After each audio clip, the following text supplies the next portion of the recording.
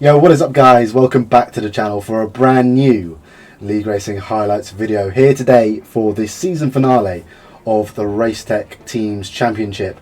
As you can see on screen, we've got the Constructors Championship heading into the finale here. We are currently sitting P5 with Team TF10 in Season 1.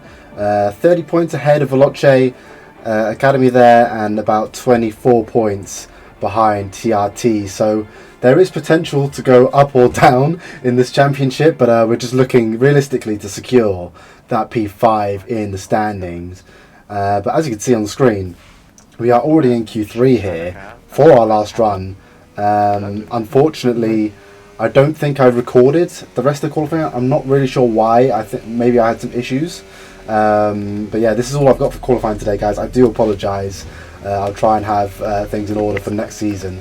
But yeah, heading into the the last run of qualifying here in Q3, flicking the car in to the first corner, burning the battery through this section. Our battery strategy wasn't actually nailed on by this time in the game, so yeah, probably going to see some interesting strategy with the battery, but flicking it in here into turn 5, getting a nice late apex early on the power.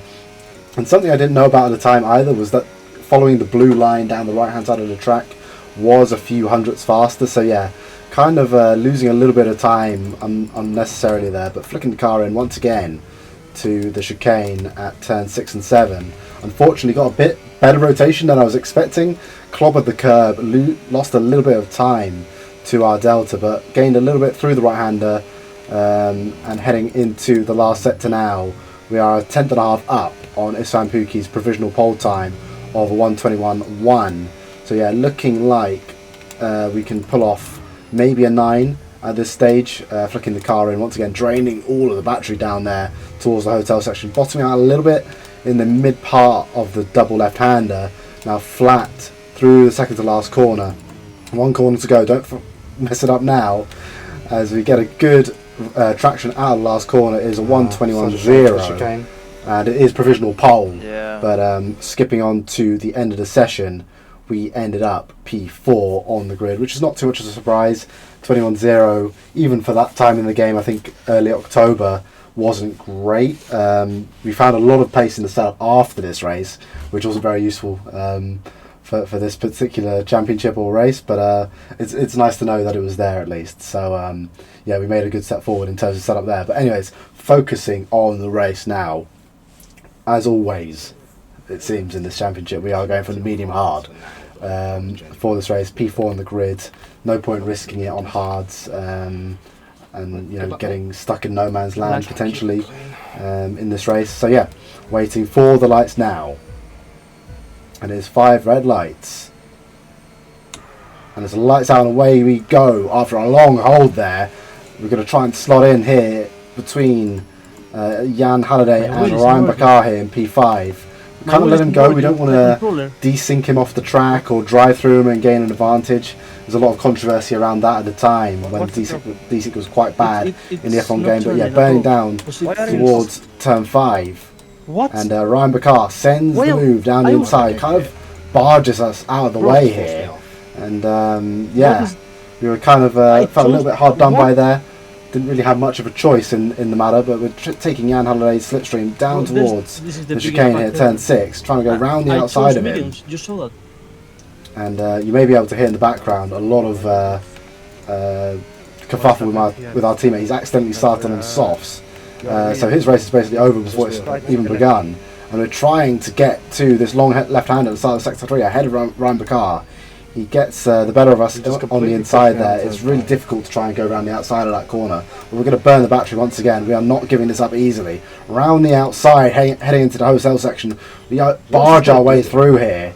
As we head through to the left-hander, we have the inside line, we have the corner, and we dictate our line, and we are back into P4 there. So yeah, a little bit of a last lap of the race. Yeah, hopefully, well, a little bit of unnecessary battling on the first lap there. I don't think we should have even been behind after that turn 5, but it's just about saving the battery up now after that, getting into the rhythm, and as you can see by the end of lap 2 we have saved the battery up, and heading over the line here we do indeed set the fastest lap of the race whilst we were recovering some battery as well, so that's good. Good sign of our pace in the race here.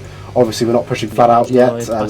A lot of tyre saving as is normal in F125, and we're skipping on towards the end of lap 10 here. Nothing really was happening, it's just a lot of tyre saving, ebbing and flowing with the pace. And as you can see here, heading on to the end of this lap, Jan Halliday pulls the trigger and goes into the pit. So we're going to have our work cut out to try and burn the battery down to try and reconnect to the top two here in the train, heading a little bit wider the apex through turn 1. But yeah, the objective now is just to reconnect to the DRS, burn the battery down to make sure we get it here down the hill towards turn 5. As we cross the detection line there, did we get it? Did we get the DRS? Just as we went over the line, it just went below 1 second. Heading over the DRS activation point now, you can see we did not get the DRS there, so we're having to sort of burn a little bit more battery than we would have liked, probably 20 or 30% more than we would have if we had just snuck that DRS, so that's not ideal. But heading out of this chicane here, you can see as we head over the detection point, we are comfortably in, but we're going to have to burn a little bit more here to just make sure we're still within the DRS detection. As you can see on the end of that lap, Istvan Pukki responds to Jan Halliday there. He gets a 6-second penalty in the pits, and I believe all of those warnings were from that. I can't really remember, but definitely some of them were. There's a glitch in the pit lane, and heading on towards the end of the next lap, we're still extending here. But you'll be able to see behind, Barry Burman goes into the pit. So it just leaves myself and Nicholas Longuet here extending on this medium stint. As you can see, our tyres are looking a little bit worse for wear on to the end of lap 13. So we're going to follow him in here and try and use our tyre advantage to catch back up to the undercutters and see what we can do with a slightly fresher set of tyres against the likes of Jan Halliday and Istvan Pukki, who went 2 or 3 laps earlier respectively. So yeah, hoping to just reconnect with Nicholas here on the outlap, try and have a clean pit exit and see where we rejoin in the traffic as we head under the tunnel. Unique pit exit, and what was definitely unique was our exit of the pit lane there, as we could take a big slide, rejoining right next to Ferrari's Jona Martins. They've wrapped up the constructors, so I think Ferrari's head engineer is going for a little bit of a joyride here today, and fortunately we re-emerge ahead of him. I believe he's on the 2-stop with our teammate, and yeah, as you can see, Barry Burman rejoining right next to Nicholas Longuet here, stuck behind Ryan Bakar, who had to go for the undercut as he was struggling to keep with us top 5, I believe. As you can see, going 3 wide through the chicane. 2 through there is difficult, 3 wide is definitely pushing it, as we're going to burn down the battery here, take advantage of these guys battling. We take the place from Nico, trying to go around the outside of Bari. As I mentioned earlier, very difficult to go around the outside, especially when the dirty air from Ryan Bakar here, but we're going to keep on burning the battery all the way down, almost to 0 here, heading towards the hotel section, doing a repeat of the first lap here of Ryan Bakar on the inside once again of the McLaren driver, and we are through once again, 2 out of 2 against him in that section, and we are, yeah, fortunately through and back within the DRS zone of Barry Burman. And we picked up, well, we picked up a warning there for good measure, but we picked up a place on Nicholas Longuet. So we'll be the first of the guys on who pitted the end of lap 13 to be able to attack. And skipping on now to the end of lap 15, start of lap 16. We are just sort of biding our time here with Barry, kind of trying to keep our battery in check, but we know that we need to sort of get a move on if we need to try, need to get on the back of Jan Halliday and Istvan Pukki. And a bit of commotion in the background from our teammate, but we're going to burn the battery down here. Try and, you know, do a bit of DRS swapping, a little bit less common on this game with how the dirty air is, but it's still a very useful tool to do a bit of DRS swapping, especially on a track like this where there's a double detection point. I agree with him. Or there's 2 detection points, sorry. So the car that swaps can save a little bit more. And as you can see, we'll take the place back from Barry Burman, and we are going to push on here with our battery towards the net P1 and P2 sitters of Istvan Pukki and Jan Halliday here. And let's see what we can do. How quickly can we catch these guys towards the last 13 laps of this race. We don't have a particularly good setup in terms of raw pace. We definitely went with a low downforce package today, try and make ourselves a little bit more slippery in the trains, a little bit harder to overtake, and you'll see that later when things reconnect as we set the fastest lap of the race. I think we took about a second out of the top 2 there, if I'm not mistaken, definitely around 8 tenths at least. But skipping on towards lap 19 here, the gap has kind of stayed the same. Didn't make the inroads we would have liked, but we've also sat at a very high battery here as we burn it down the first DRS straight here. As you can see, Baro Burman is nearing onto the back of us. He senses an opportunity here, and he's going to go down the inside of us into turn 6. What's he doing? And yeah, I was a bit confused here on what his strategy really was, why he needed to compromise us there.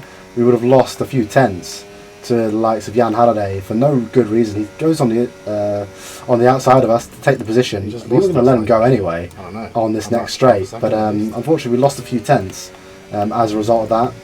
And we're going to tuck him behind here. Nico behind here, looking interested, so we're going to cover the middle of the track to make sure we keep this track position behind Baro Burman.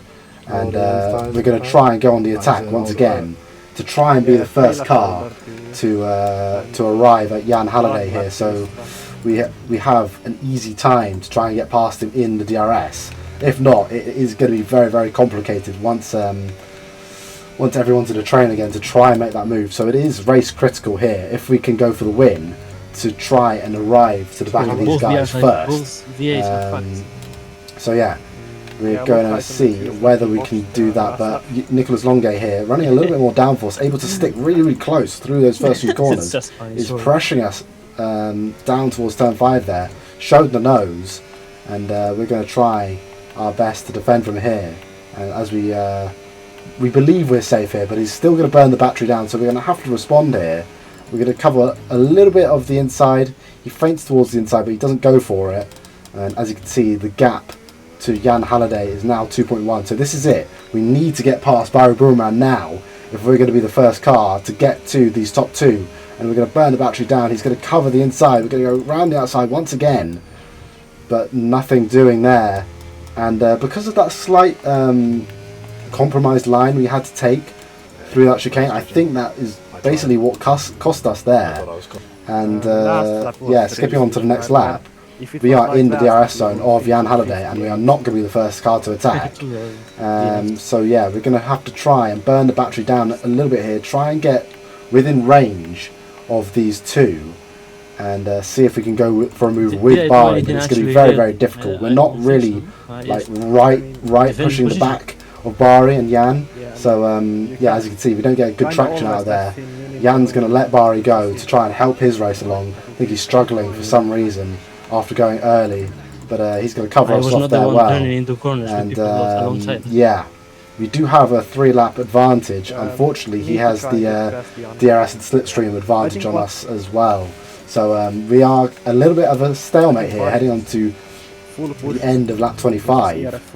We still haven't caught Istvan Pukki. Istvan's pace has been really good here, and we're going to need the likes of Baro Burman to really push on and get on with it here if we're going to catch him towards the end of this race and have any chance of going for the podium here. As you can see, we're not really looking at the cars in front, we're looking at the car behind, Nicolas Longuet, with that slightly more downforce on his car. He's all over the back of us here, and heading towards down towards turn 5, it goes for the move. Late dive, we leave him the space, but as you'll be able to see, heading back onto the DRS straight, we just have that lower downforce package and we were straight back past him. And we're going to try and not waste too much of the battery, not burn it all, but unfortunately that gives him a little bit of an advantage here into turn 6 with the better braking performance of those higher wings. But we get the switchback done, and heading on to the second DRS straight, we are easily going to pull ahead of him here. So unfortunately we're kind of squabbling along amongst ourselves here for P4 and 5, and not really looking at the bigger picture here for the podium, which is a shame for us as we do have the fresher tyres. But skipping on to the start, well, midpoint-ish of lap 27, we are burning the battery down. We want to go on an attack here of Jan Halliday. We're not really close enough, so we're going to feint a move to the inside, go for the switchback here. We had to sort of take Nicholas's red arrow into account there, not to completely chop across him, and as a result we don't get a great exit out of turns 6 and 7 there, and we're not going to have an opportunity here. But as you can see, we have arrived to Istvan Pukki due to Bahri Burman sort of picking up the pace here in the last couple of laps, and heading on to the same kind of point on the next lap. We're going to try once again burn the battery down. We have 90% battery. Can we do anything in this DRS straight? We've got absolutely no slipstream here. We're not gaining anything basically on this straight, as we're a damn sight close to Jan as he is to Bahri. No opportunity there. We could have dived for it, but if we get that wrong, we end up spearing into Bahri, taking our front wing off, taking him out of the race. So it is definitely a risk versus reward moment.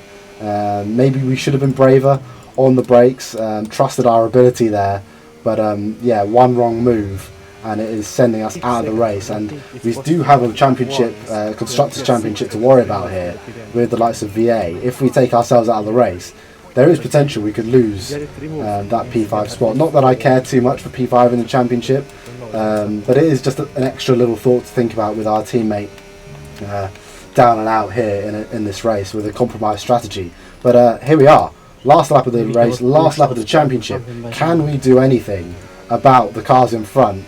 Bahri and Istvan are going to be watching each other here on these two DRS straights. We are very much looking for a move here on on Jan Halliday, and but we just aren't close enough heading to this first chicane here.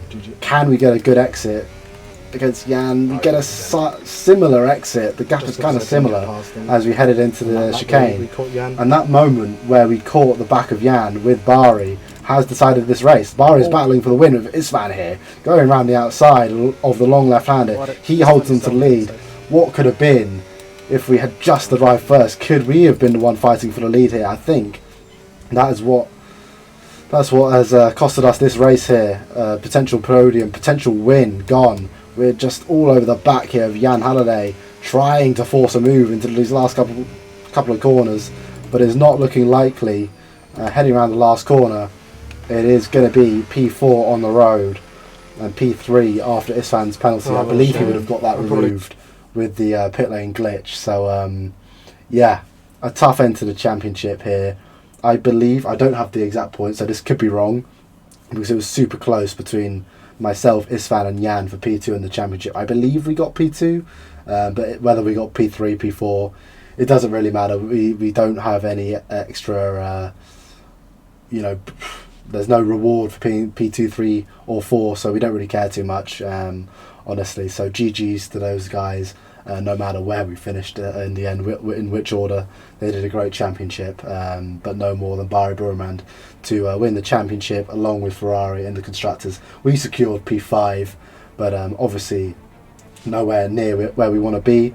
Obviously we had a couple of tough races, especially in Mexico and Brazil, but for the most part we were definitely knocking on the door of the podium, of the win in Saudi, and in general the top 5 really in that championship from start to finish. It was just a bit of a shame for our team. It's having a lot of bad luck, especially with the wrong strategy there, accidentally being chosen at the start of that race. But yeah, big thanks to my teammates there through the championship for doing their best and bring us home there in P5. But yeah, looking to make the next step in the next season. Hopefully those videos coming soon. Got a very, very busy time, so we'll try and get some of those videos out before the end of the month. There may be a little bit of a hiatus before the second part of the season comes out, maybe towards the end of the month, maybe heading into April. We'll see what happens. I might try and chuck them all out really, really quickly, but make sure to follow the socials to keep updated with that. But enough of the waffling, guys. I hope you very much enjoyed the first season of RaceTech.